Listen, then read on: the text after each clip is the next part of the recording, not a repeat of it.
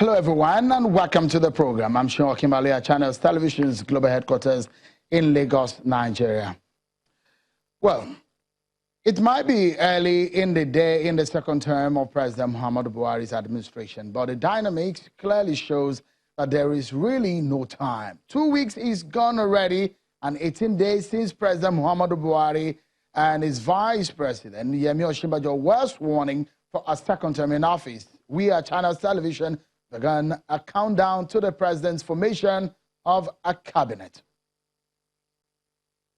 Tonight on the program, we shall be dissecting the outcome and report released by the European Union on the observation of the 2019 elections, the implications and the future elections in Africa's most populous black nation. The European Union Election Observation Mission has released its final report on the 2019 general elections. It gave 30 recommendations ahead of future elections in Nigeria, while commending the Independent National Electoral Commission, INEC, for implementing some of its recommendations after the 2015 elections. The mission notes that there is need for more transparent results collation and transmission process going forward. The report contains a total of 30 recommendations, out of which 7 are considered key.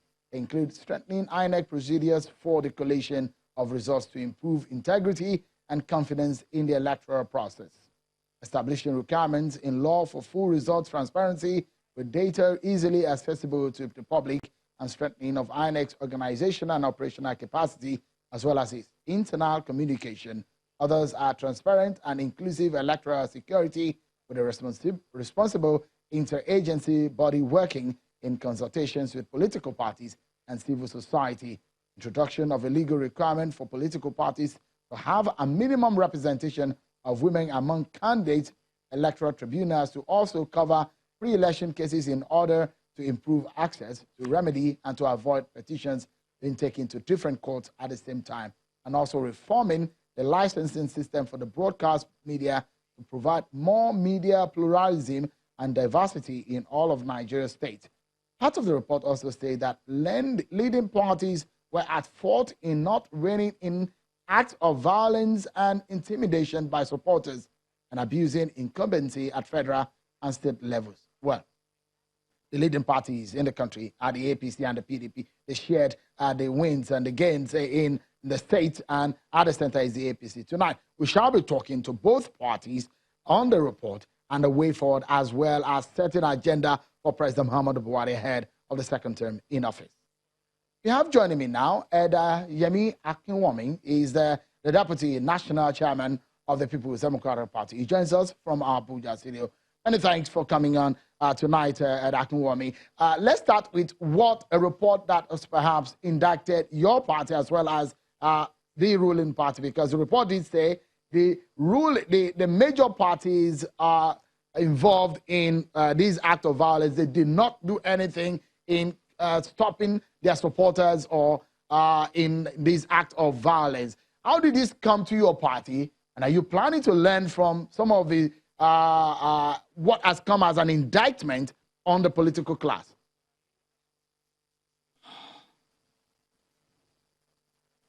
Thank you very much, Yon. Well, the report that has just been released has vindicated the position of the PDP. One, I don't know why you are concerned about the recommendation. You are not concerned about the observations. What did they observe? They observed that the process of coalition was not transparent. What other name do you call that? That is rigging. It has no other name other than rigging. That the coalition was not transparent.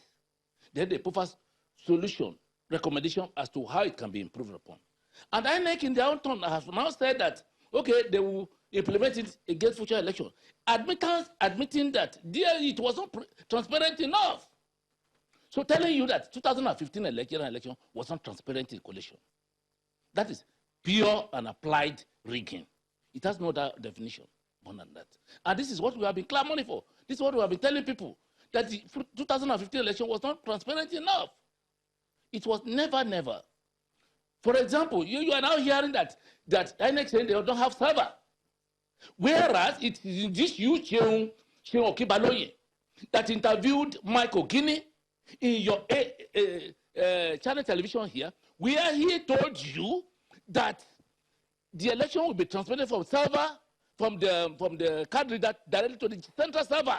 I have it. The video clip is viral all over Nigeria. I have it on my phone. I can play it to you if you don't believe me. You interviewed him on this channel on television, and he told the whole world, the resident electoral commissioner for Akwa Ibom State, that at the end of every election at the polling unit, that the result of the election will be transferred from the card reader to the central server in Abuja. Today, INEC is saying they don't have server. How do you reconcile that? What do you say about that? Yeah, I mean, they said there was no information in the server. Today, it is that we don't have server. There are different dimensions to it. Of course, the issues of the observation is one thing. But don't forget, when the report did indict or talk about the role of political parties, it did not only mention one party, it talked about the role of the leading parties, abuse of incumbency at federal and state levels, which means your party is also indicted in that report. That's what I'm putting to you, Ed Akinwumi. And is the PDP learning from this indictment of not using incumbency? Back to you, Shion, that the EU came to the PDP. They came to PDP, and incidentally, I was the one that received them at the PDP. The cream of their observation was that the coalition, call it at the state level, at the federal level, was not transparent enough. That the coalition was not transparent. I am from the background of INEC. There are many classes of rigging. Rigging can be done at the level of the polling unit, polling booth. By the evolution of electoral body in Nigeria, from the time of Professor Awa to Professor Humphrey Nwosu, to Ebe Govadia, to Professor Maurice Iwu, to Professor Ataru Jega, it has been, if you have rigging at all, it has always been at the polling unit level. And what are the things that can happen at the polling unit level? There can be multiple voting. There can be vote buying. There can be stuffing of ballot papers. And this one, the bottom line of all this is that it can only take place where a particular party is dominant over the others. Where a particular party is stronger than the others. It may be in terms of funding, it may be in terms of the population, it may be anything. But the 2015 general election was masterminded by INEC and executed by INEC, and it was electronically transmitted. It was a rigging done from the server, from the card reader to the server. Because I mean, just a moment, if I may come in, just a moment, because just a moment, are not involved at all. Oh, are you saying that INEC, from your allegation, is that what you're saying, so Nigerians are clear, is that INEC superintended rigging in 2019? Is that what you're saying? Is that your allegation? That is what I am saying. Let me even add more. Let me add more. That if care is not taken, generation coming after us may not witness democracy in Nigeria. By the conduct of the present Professor Mahmoud Yakubu, we may not witness democracy in Nigeria. Why did you say so? Why did you say so? The 16 years reign of PDP, we have set a good ethical standard for democracy to thrive by the PDP accepting the result of the election when the process had not been completed. It has not been concluded when we started, because we compared and contrast. We compared the result at our own purview, which we have at our own disposal, with what INEC was declaring. We discovered that similarity, close relationship. We accepted his feat, and Jonathan handed over, congratulated him. But this case now, the foundation laid by Taru Jega has been destroyed, has collapsed completely. So I'm afraid people coming behind us may not witness democracy in Nigeria, because there's no way, we're not moving forward. That's why I employed EU 3 days ago that they have to continue to monitor Nigeria. They should not leave us alone. If they leave us alone, democracy will be bastardized in Africa. The case is, interestingly, the case is your party and your candidate, presidential candidate, is not happy with the outcome, and you have approached a presidential elections tribunal where your petitions are. We may not be able to discuss the merit of what is being discussed in the courtroom tonight, But we're talking about what has been raised by the EU tonight. Some of the issues that your party has raised is the use of the server and the fact that you already had a result. That's some of the issues that you have raised in the past. How did you get this result, Ed Akinwumi? How do you react to INEC now saying they don't have server?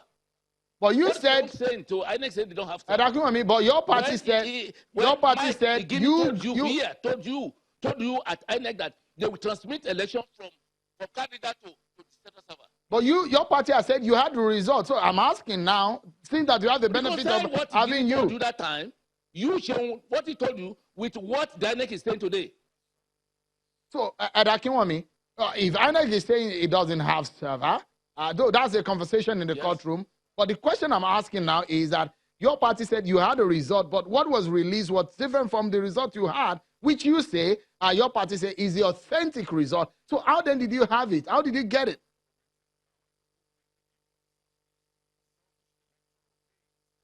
Shagun, don't ask me how we get it. We are all Nigerians. We are all looking at ourselves. We know what we can do. But the fact is that the EU has now reinforced the position we maintain. They have reinforced the position we maintain that it was not transparent enough, that the election process was not transparent enough. They have confirmed our agitation, our argument we have been advancing, and which we are going to advance in the court, that the process was not transparent. Are you confident of the process that is going on in the court? Because the case is in court right now. Are you confident about it? Because you are asking EU to stay with Nigeria on this matter of our elections and the outcome of it. Are you confident about what is happening in the courtroom? Yes, let me say. Well, despite the bastardization of the judiciary by the government of the day, despite the eroding of the judiciary by the government of the day, we still believe that the judiciary is the last hope of the common man. We still have confidence in the Nigerian judiciary. Okay. So we believe that by the grace of God, we will be vindicated by what is done. And I want to make it known here, like I told the EU, that we are going to release monumental information that will shock the marrow of everybody in Nigeria by the time the trial commences proper. What more? I mean, apart from what you want to introduce, because I've heard that Ed Akinwumi quoted as saying that you have a lot to tell the world about what happened. Apart from what you wanted to tell the court, what can you tell us tonight? You're face-to-face with Nigerians, some of those who are members and supporters of your party. What are those revelations that you have for Nigerians? No, this is not courtroom. So no, that's what I'm saying. I'm not asking you to tell us what you want to tell them in the courtroom. I want you to tell us, aside what you wanted to tell them in the courtroom. You are not the one we are challenging. I'm not challenging you, neither are you challenging me. No. You're talking to Nigerians. I'm just the mediator right here. But I'm saying that aside what you wanted to tell the court, do you have any revelations you want to tell Nigerians? You said you have a lot of revelations on your hand in the party. Let us get to the bridge before we cross it, you. Let us get to the bridge before we cross it. This is HRNS television. It's not a courtroom. And don't let me commit to the content of the court. It's good. We'll stay on the issues, but I'm just wondering, because Ed Akinwumi, you always have some of these facts, and I'm hoping that maybe you might be able to tell Nigerians some of those things they do not know already. But if you look at it, because I already said that the indictment is not on only one party. Your party is also mentioned, and at the state level. We saw a situation where the recommendation, the observation also include the intimidation of INEC officials in 20 states. And they mentioned that over 150 people were killed in the last elections. Your reactions to this?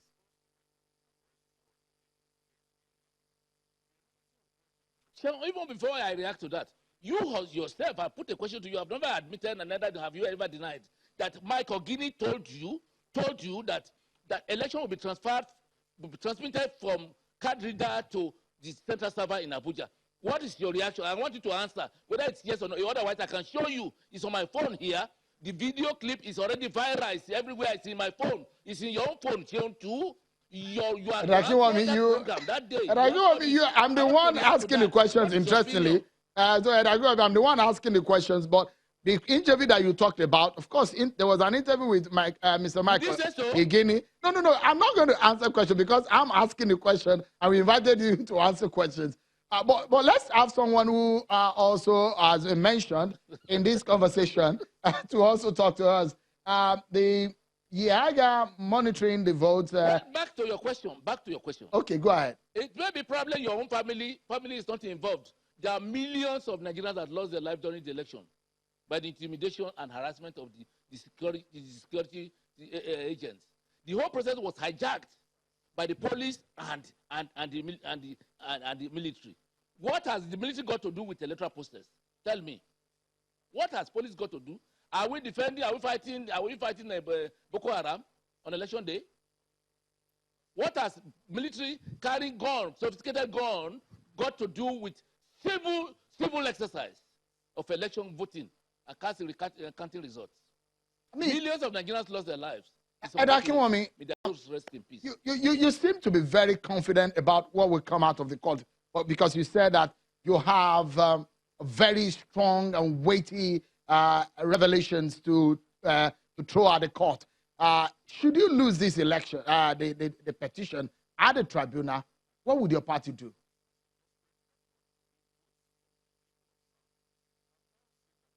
What are you saying? You know the chain of judiciary now.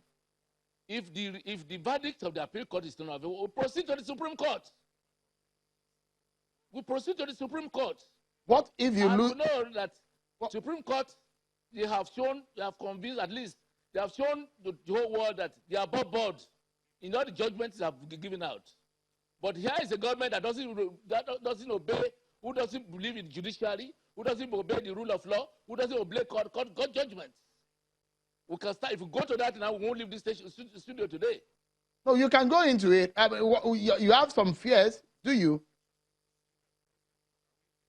But one thing I know is that in Kenya, you remember in Kenya, that the federal government of Kenya was sacked by the Supreme Court.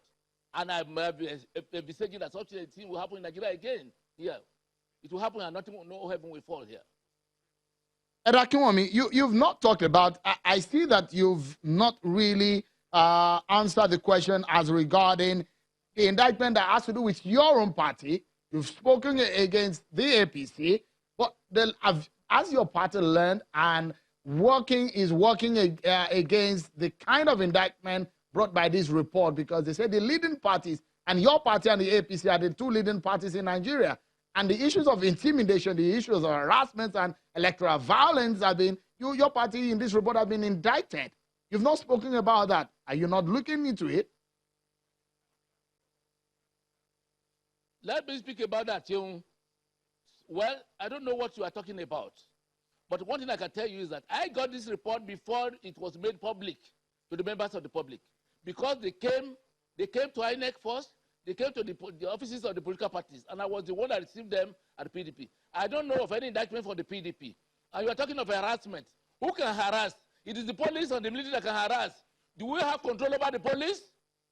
Does the opposition control the police? Do they control the army? The army? No. It is the APC. Only APC controls the army and controls the police, controls the civil defense.